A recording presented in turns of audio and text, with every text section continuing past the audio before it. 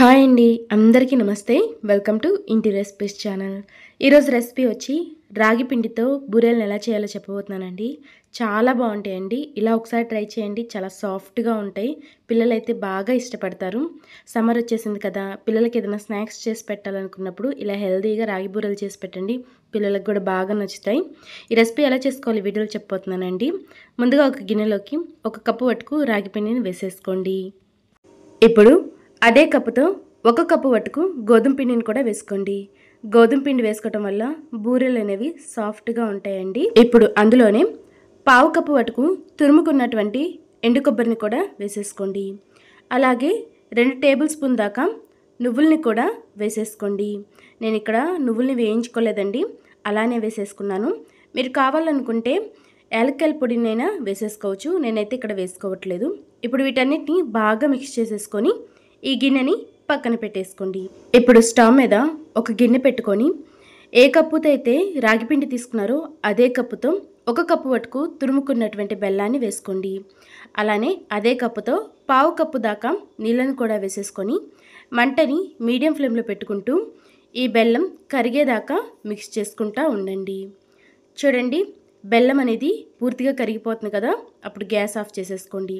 ఏ పాకం రావాల్సిన అవసరం లేదండి, అది గుర్తుంచుకోండి. బెల్లం కరిగితే సరిపోతుంది.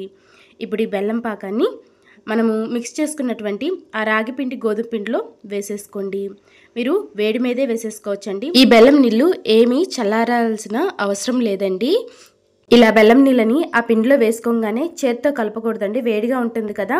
స్పూన్తో ఇలా చిన్నగా నిదానంగా మొత్తం పిండి కలిసేలాగా కలుపుకోండి. ఇలా కలుపుకున్న తర్వాత ఇప్పుడు చేత్తోనే మొత్తం ఒకసారి బాగా మిక్స్ చేసేసుకోండి. ఇలా మిక్స్ చేసుకున్న తర్వాత అందులోనే కొద్దిగా నీళ్లు పోసుకుంటూ పిండిని బాగా సాఫ్ట్గా కలుపుకోవాలి. గట్టిగా అయితే అస్సలు కలుపుకోకూడదండి, అది గుర్తుంచుకోండి.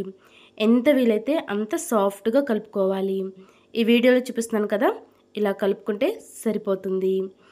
ఇలా సాఫ్ట్గా కలుపుకోవటం వల్ల నూనెలో వేసేటప్పుడు బూరెలు అనేవి పగలకుండా చక్కగా పొంగుతూ వస్తాయండి. అదే మీరు పిండి గట్టిగా కలుపుకున్నారనుకోండి, బూరెలు అనేవి నూనెలో వేయంగానే పగిలిపోతాయి. చూడండి, పిండి అనేది ఇంత సాఫ్ట్గా కలుపుకోవాలండి, అప్పుడే బూరెలు పర్ఫెక్ట్గా వస్తాయి. ఇప్పుడు చేతికి నెయ్యి రాసుకొని ఈ వీడియోలో చూపిస్తున్నట్టుగా చిన్న ఉండలుగా చేసేసుకోండి. ఇప్పుడు ఆ పిండి ఆరిపోకుండా మూత పెట్టేసి ఈ గిన్నెని పక్కన పెట్టేసుకోండి. ఇప్పుడు మీ దగ్గర ఏదైనా పాలిథిన్ కవర్ ఉంటే దానిపైన ఆయిల్ని అప్లై చేసేసుకొని ఆ ఉండని ఇలా పెట్టేసుకుని చేతికి నెయ్యి అప్లై చేసుకుంటూ ఇలా బూరెల్లాగా ఒత్తేసుకోండి. ఇలా ఒత్తేసుకున్న తర్వాత వీటిని నిదానంగా చేతిలోకి తీసేసుకొని బాగా కాలుతున్నటువంటి నూనెలోకి వేసేసుకోండి.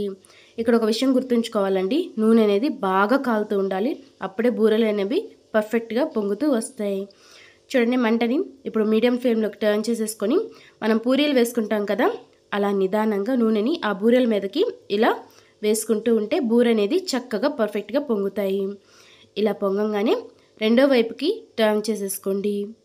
చూడండి, బూరె అనేది చక్కటి రంగు వచ్చేసింది కదా. ఇప్పుడు వీటన్నిటిని నూనెలో నుంచి బయటికి తీసేద్దాం. ఇదే విధంగా మిగిలిన బూరెలను కూడా ఫ్రై చేసేసుకోండి. బూరె వేసే ప్రతిసారి నూనె అనేది బాగా వేడిగా ఉండాలండి, అది గుర్తుంచుకోండి. అప్పుడే బూరె అనేది పర్ఫెక్ట్గా పొంగుతూ వస్తాయి. అంతేనండి, ఎంతో టేస్టీగా ఉండే రాగి బూరెలు రెడీ. చాలా ఈజీ కదండి చేసుకోవటం, పిల్లలకైతే బాగా నచ్చుతుంది. మీరు తప్పకుండా ట్రై చేసి మీకు ఎలా కుదిరిందో నాకు కామెంట్ సెక్షన్లో కామెంట్ చేయండి. మీకు ఈ వీడియో నచ్చినట్లయితే లైక్ చేయండి, షేర్ చేయండి, తప్పకుండా సబ్స్క్రైబ్ చేసేసుకోండి. Thanks for watching.